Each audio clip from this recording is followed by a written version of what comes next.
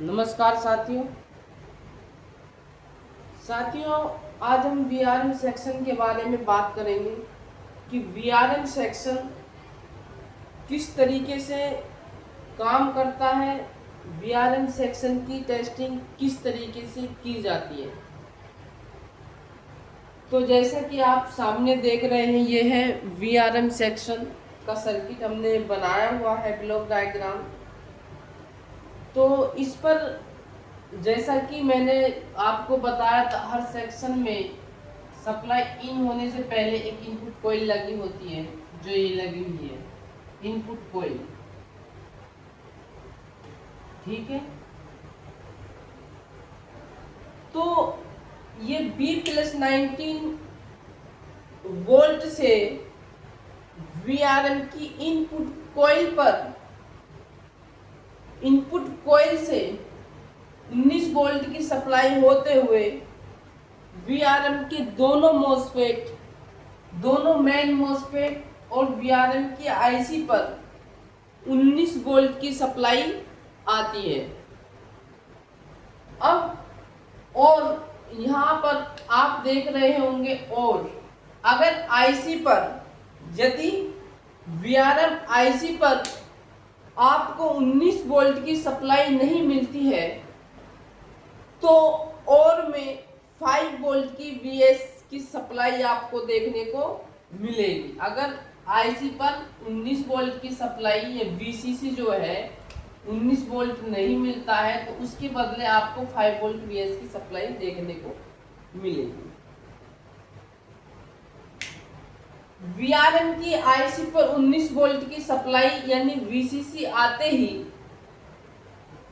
Boot की pin पहले number पर जो सप्लाई आई हमारी दोनों मेन मॉसफेट और इस पर आई 1 नंबर पर। अब हम सेकंड नंबर पर ये सर्किट में क्या होगा, बूट की पिन पर इसके जो दोनों तरफ होगा, ये बूट की पिन होगी। बूट की पिन पर सेकंड नंबर पर इनेबल सिग्नल आने से पहले ही बूट की सिग्नल पर आपको 5 वोल्ट की बूट पर आपको सप्लाई देखने को मिलेगी। ठीक है, जो कि ये सप्लाई IC को, जो बूट की सप्लाई होती है, जैसे ही IC पर सप्लाई आती है तो इस पर भी ये सप्लाई आ जाती है सेकंड नंबर पर। अब ये बूट की सप्लाई जो आती है, अब आपके मन में एक क्वेश्चन होगा कि ये जो बूट की सप्लाई है, बूट का मतलब क्या है, ये क्यों आती है। तो साथियों, ये बूट की सप्लाई सेल्फ टेस्ट के लिए होती है, IC के सेल्फ टेस्ट के लिए होती है। ये बूट की सप्लाई IC को चेक करती है कि IC ओके है या नहीं। बूट की सप्लाई को चेक करना जरूरी है, ये पॉइंट आपको याद रखना है। अगर हम इसको ट्रेस कर रहे हैं तो इसमें बूट की सप्लाई को भी चेक करना जरूरी है। ये सप्लाई मिस होती है तो कोर वोल्टेज की सप्लाई नहीं बनती है। अगर ये IC के सेल्फ टेस्ट के लिए होती है, अगर ये सप्लाई, बूट की सप्लाई नहीं बनती है तो एक कोर वोल्टेज भी की सप्लाई भी नहीं बनती है।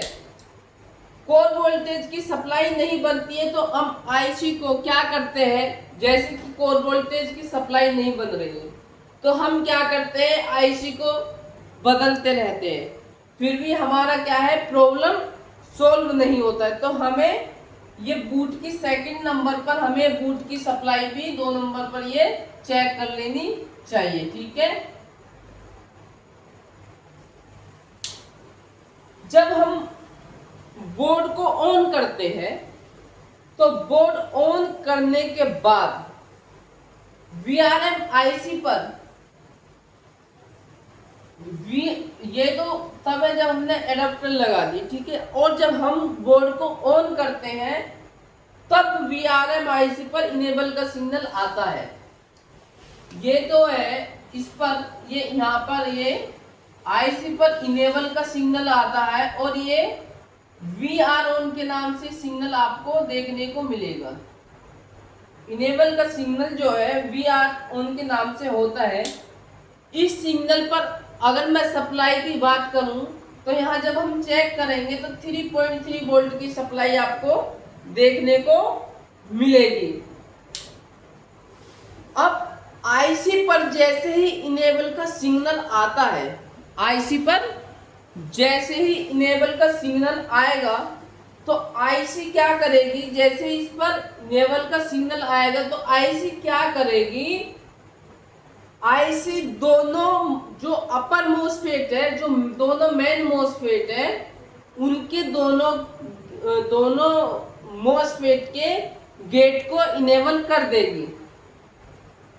अब जैसे ही ये जो दोनों मेन मोसफेट है, इनके गेट इनेबल होंगे तो इनके सोर्स से क्या होगी, वोल्टेज, इनके सोर्स से, ये जो सोर्स है इसके सोर्स से यहाँ पे ड्रेन और ये गेट, और जैसे ही इनका जो है IC फिर क्या करेगी, IC को इनेबल सिग्नल मिला तो इनेबल सिग्नल के बाद जो है IC सभी मोसफेट के गेट को क्या करती है, इनेबल करेगी। अब जैसे ही इनके गेट इनेबल होंगे तो इनके सोर्स से क्या होगा, वोल्टेज आउट होगा। अब इसी के साथ साथ फेस पर भी सप्लाई आएगी। जैसे ही सोर्स पे आएगी तो ये ड्रेन पर भी, और इसी के साथ साथ फेस पर, ये फेस का सप्लाई है, ये फेस, तो फेस पर भी सप्लाई आएगी।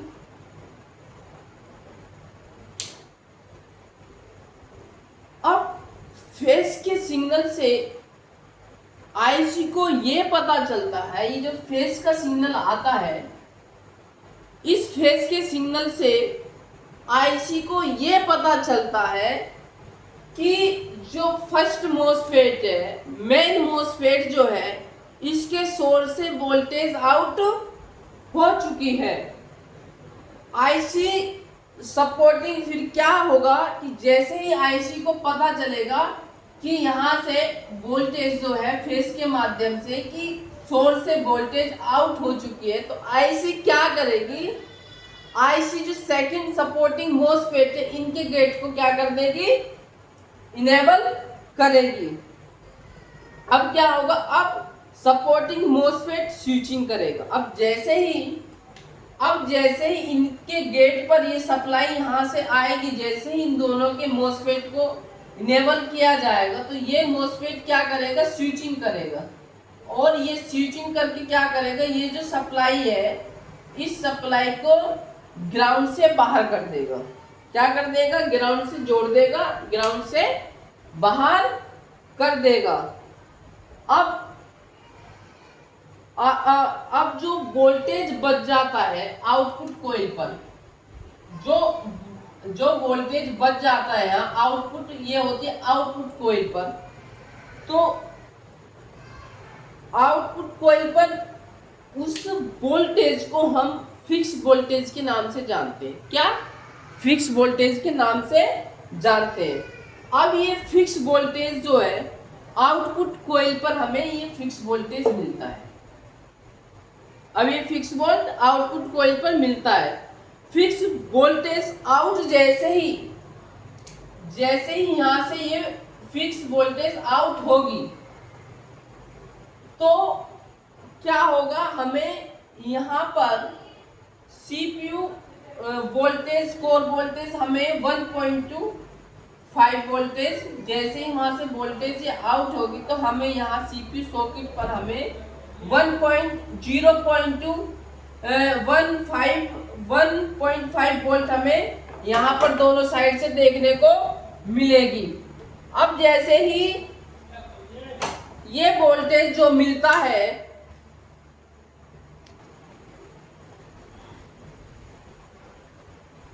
अब फिक्स वोल्टेज जैसे इस पर आउट होगा तो यहाँ ये वोल्टेज आपको देखने को मिलता है। अब क्या होगा कि कोर वोल्टेज की दोनों जो कॉइल है, ये जो आउटपुट कॉइल है, ये दोनों, ये जो आउटपुट कॉइल है, ये आपस में बीप करती है, क्योंकि ये जो दोनों कॉइल लगी हुई है ये पैरेलल में लगी होती है। ये जो दोनों कॉइल लगी होती है ये पैरेलल में लगी होती है। जैसे ही कोर वोल्टेज सीपीयू पर आती है, अब जैसे ही ये कोर वोल्टेज जो है इस सीपीयू सॉकेट पर आती है, तो सीपीयू से वीआरएम आईसी पर एक फीडबैक का सिग्नल जाता है। अब जैसे ही ये वोल्टेज आउट होकर सीपीयू सॉकेट पर जाएगी, तो सीपीयू सॉकेट से एक सीपीयू, ये जो वीआरएम आईसी है, वीआरएम आईसी पर एक फीडबैक का सिग्नल जाएगा। FE means feedback, FE means feedback, ठीक है। तो ये फीडबैक का सिग्नल आईसी पर जाएगा। अब एक नोट करने वाली बात यहाँ है कि जब फीडबैक का सिग्नल कब जाएगा, जब सीपीयू प्रॉपर तरीके से ओके होगा, तभी फीडबैक का सिग्नल सीपीयू सॉकेट से आउट होगा। किसी बोर्ड में क्या होता है कि जो कोर वोल्टेज बनाया और तुरंत ही ड्रॉप हो जाते हैं। जैसे कि यहाँ से कोर वोल्टेज बना और तुरंत ही किसी बोर्ड में वो ड्रॉप हो जाता है। तो ये सीपीयू का भी, ये सीपीयू सॉकेट का भी जो है प्रॉब्लम हो सकता है। अगर कोर वोल्टेज ड्रॉप हो रहा है तो एक बार सीपीयू सॉकेट को भी देख लें, ये सीपीयू सॉकेट का भी प्रॉब्लम हो सकता है। और उस केस में फीडबैक का सिग्नल नहीं मिलने की वजह से आईसी जो है, जब आईसी को फीडबैक का सिग्नल नहीं मिलेगा तो आईसी का क्या होता है, आईसी स्लीप मोड में चली जाती है, जिस वजह से गेट को डिसेबल कर देता है। जिस वजह से जो है आईसी जिस वजह से गेट को डिसेबल, इनके गेट को जो है आईसी डिसेबल कर देता है। अब यहाँ वेरी इंपॉर्टेंट एक जानने वाली बात ये है कि जब अब सपोज कि फीडबैक का सिग्नल जो है आईसी पर जब चला जाता है, जब फीडबैक का सिग्नल आईसी, जैसे यहाँ ये हमें कोर वोल्टेज मिला, आईसी को मिला, फिर आईसी ने जैसे ही मिला तो आईसी इन सीपीयू सॉकेट ने क्या करा कि फिर आईसी को, वीआरएम आईसी को एक फीडबैक का सिग्नल दिया कि सब चीज ओके है। और जैसे ही फीडबैक का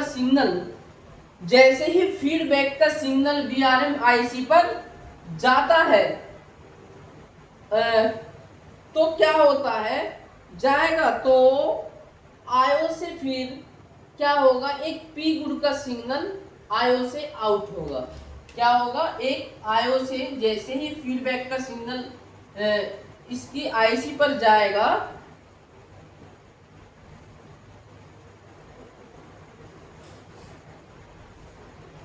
जैसे ही पहुंचेगा तो आईओ से, इस आईसी से क्या होगा, एक पी गुड का सिग्नल, पावर गुड, क्या होगा, पी गुड का इस आईसी से एक सिग्नल आउट होगा। अब जब वीआरएम सेक्शन का सभी वोल्टेज ओके होगा, जब वीआरएम सेक्शन का सभी वोल्टेज, मतलब ये जो वोल्टेज है, कोर वोल्टेज, यहाँ फिक्स वोल्टेज जो आउटपुट कॉइल से मिलती है और 19 वोल्ट की सभी जब जो है ओके होगा, तो क्या होगा कि तभी ये आईसी पी गुड का सिग्नल आउट करेगी। अब बात करते हैं यदि हम वीआरएम सेक्शन को ऑन बोर्ड चेक कर रहे हैं तो क्या क्या चीज को चेक करना है, हमें क्या क्या चीज को चेक करना। अगर वीआरएम सेक्शन को शॉर्टकट में चेक करना है तो हमें वीआरएम सेक्शन का जो आउटपुट कॉइल है ये जो आउटपुट कॉइल है वीआरएम सेक्शन की, आउटपुट कॉइल, ठीक है, पर हमें 0.8 से लेकर 1.5 वोल्ट के बीच अगर हमें इस कॉइल पर यहाँ पर मिल रहा है तो हमारा क्या है, वीआरएम सेक्शन ओके है। फिर इसको डिटेल में चेक करने की हमें कोई जरूरत नहीं है या कोई आवश्यकता नहीं है। यदि हमको 0.8 टू 1.5 वोल्ट अगर सप्लाई हमें आउटपुट कॉइल पर भी नहीं मिल रही है तो फिर हमें डिटेल में चेक करना है। तो अब मैं बताऊंगा कि इसको डिटेल में चेक कैसे करना है। अब मैं यहाँ, बोर्ड छोटा है तो आपको, अगर आप कॉपी पेन ले लीजिए और आप लिखते जाइए। मैं 10-11 स्टेप्स इसमें बताऊंगा आपको कि किस किस तरीके से इसको सबसे पहले क्या चेक करना है। मैंने आपको बताया इनपुट कॉइल है, बीसीसी है, मोसफेट है, जैसे मैंने बताया। तो मैं टेस्टिंग स्टेप आपको बताने जा रहा हूँ, आप 1 बाय 1 लिखते जाइएगा। नंबर 1 लिखिएगा, चेक इनपुट कॉइल। सबसे पहले इस कॉइल पर देखना है कि 19 वोल्ट आ रही है, नहीं। Number 2, check VCC. दूसरे नंबर पर हमें ये इस पर वीसीसी चेक करनी है। इस पर 19 वोल्ट भी हो सकता है और इस पर 5 वोल्ट भी हो सकता है। चेक तीसरे नंबर पर जो हमें चेक करना है वो करना है चेक मेन मोसफेट। इन दोनों के ऊपर सप्लाई आ रही है कि नहीं, इनकी वोल्टेज को हमें चेक करना है। इनपुट वोल्टेज क्या 19 वोल्ट आ रही है कि नहीं, 19 वोल्ट। ओके। चौथे नंबर पर हमें इस बूट को चेक करना है। चौथे नंबर पर हमें बूट पर 5 वोल्ट देखना है, ठीक है। चौथे नंबर पर हमें बूट का सिग्नल को चेक करना है और इस पर बूट पे VBST या BBST लिखा हो सकता है, दोनों तीनों नामों से जाना जाता है। नंबर 5 पर अगर हम बात करें तो चेक IC इनेबल सिग्नल। ये नंबर जो है नंबर 4 पर हमें, नंबर 5 पर इस IC का इनेबल सिग्नल चेक करना है कि इस पर इनेबल सिग्नल आ रहा है या नहीं। अब नंबर 6 पर चेक अपर गेट। जो मेन मोसफेट के जो ये गेट है, यू गेट भी इन्हें बोलते हैं, इनको चेक करना है कि इस पर वोल्टेज आ रहा है कि नहीं। अब नंबर 7 पे हमें चेक करना है फेस। ये वाला फेस हमें चेक करना है। ये SW और या LW के नाम से जो है, LX के नाम से आएगा, क्योंकि इसमें 5 वोल्ट प्लस जो कोर वोल्टेज होती है वो इसमें प्लस हो जाती है। जो भी कोर वोल्टेज होगी और जो 5 वोल्ट जो पहले से मिली हुई है वो प्लस हो जाएगी, इतना आपको वोल्टेज यहाँ पर मिलेगा। अब जैसे ही ये वोल्टेज आपको मिलेगा, अब नंबर 7 पे L गेट, क्योंकि जैसे ही यहाँ से ये सोर्स से इस पर सप्लाई यहाँ आएगी, सोर्स से आउट होगी, तो फेज के माध्यम से इस IC को पता चल जाता है कि इस सोर्स से वोल्टेज आउट हो गई। तो ये क्या करती है, लोअर गेट यानी कि जो सपोर्टिंग मोसफेट है उनके गेट को इनेबल कर देती है और जिससे ये स्विचिंग कर देता है। तो हमें क्या करना है, इन मोसफेट के इनको गेट को हमें चेक करना है। 9वें नंबर पर चेक आउटपुट कॉइल वोल्टेज।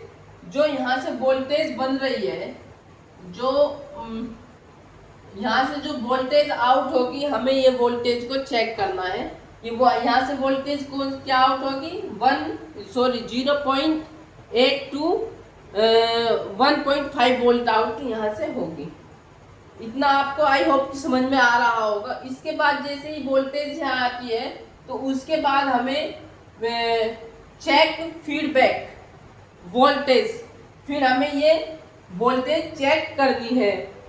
और उसके बाद जैसे ही आईसी को फीडबैक जाएगा तो 10वें नंबर पे क्या होगा हमारा, सॉरी इसमें तो जैसे ही फीडबैक इस पर गया तो फीडबैक जाने के बाद आईसी को पता चल जाता है कि सब ओके, तो आईसी एक पी गुड का सिग्नल आउट करती है। तो हमारा यहाँ मतलब हम समझ जाते हैं अगर पी गुड का सिग्नल आउट हो रहा है तो इसका मतलब ये है कि वीआरएम सेक्शन पूरी तरीके से ओके है। अब हम इसके बारे में थोड़ा जान लेते हैं कि इससे रिलेटेड प्रॉब्लम क्या क्या प्रॉब्लम्स आती है। तो इसमें सबसे पहले अगर मैं प्रॉब्लम की बात करूं तो इसमें डेड की प्रॉब्लम नंबर 1, तो इससे डेड की प्रॉब्लम भी आती है।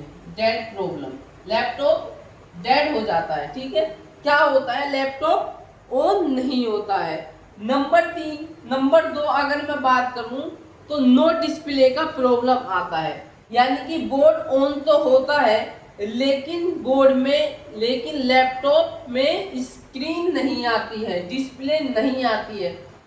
नंबर 3 अगर मैं बात करता हूं तो blue screen problem, laptop blue screen या ओवरहीट होकर के क्या हो जाता है, शट डाउन हो जाता है। नंबर 4 अगर मैं इसकी बात करूं तो वो है हैंगिंग शटडाउन प्रॉब्लम। इसमें क्या होगा, हैंगिंग शटडाउन प्रॉब्लम में क्या होगा, जो है रिलेटेड जो प्रॉब्लम होगा, लैपटॉप हैंग होकर उसके बाद शटडाउन हो जाएगा। क्या हो जाएगा, लैपटॉप जो है हैंग होकर उसके बाद शटडाउन हो जाता है और दोबारा से सिस्टम जो है वो ऑन नहीं होता है। ये है shutdown hanging problem, CPU chip से रिलेटेड प्रॉब्लम जो होगा, ठीक है। अब इससे 5वें जो एक और प्रॉब्लम है वो है रीस्टार्टिंग प्रॉब्लम। रीस्टार्टिंग प्रॉब्लम आपने देखा होगा कि जैसे ही बोर्ड को ऑन करते हैं तो उसके बाद बोर्ड जो है रीस्टार्ट हो जाता है। ऑन करते ही तुरंत बोर्ड ऑफ हो जाता है, लैपटॉप बंद हो जाता है। तो उस कंडीशन में सीपीयू शॉर्ट हो जाता है तो भी ऐसा प्रॉब्लम देखने को मिलता है। या वीआरएम आईसी, जो वीआरएम का आउटपुट या वीआरएम की आईसी है, या तो वीआरएम का जो आउटपुट है ये या वीआरएम की जो ये आईसी है, इनमें शॉर्टिंग हो तो भी, अगर इसकी आउटपुट में या वीआरएम आईसी में शॉर्टिंग हो तो भी ये प्रॉब्लम देखने को मिलेगा। कौन सा प्रॉब्लम, रीस्टार्टिंग का प्रॉब्लम। आई होप को आपको वीआरएम सेक्शन के बारे में अच्छे से समझ में आ गया होगा। और ये ओल्ड थोड़ा अब भी आता है, ये ओल्ड सेक्शन का वीआरएम सेक्शन है। मैं नेक्स्ट टॉपिक जो वीआरएम का होगा, जो न्यू मॉडल के लैपटॉप आते हैं जो उनमें वीआरएम सेक्शन आता है, न्यू मॉडल वीआरएम सेक्शन के बारे में मैं नेक्स्ट क्लास में आपको बताऊंगा। तो थैंक यू, धन्यवाद, बाय बाय। मिलते हैं अगली क्लास में अगले टॉपिक में। वीआरएम सेक्शन का ये फर्स्ट टॉपिक था और मिलते हैं अगले क्लास में सेकंड टॉपिक वीआरएम सेक्शन के साथ, न्यू मॉडल के साथ। तो बाय बाय, थैंक यू।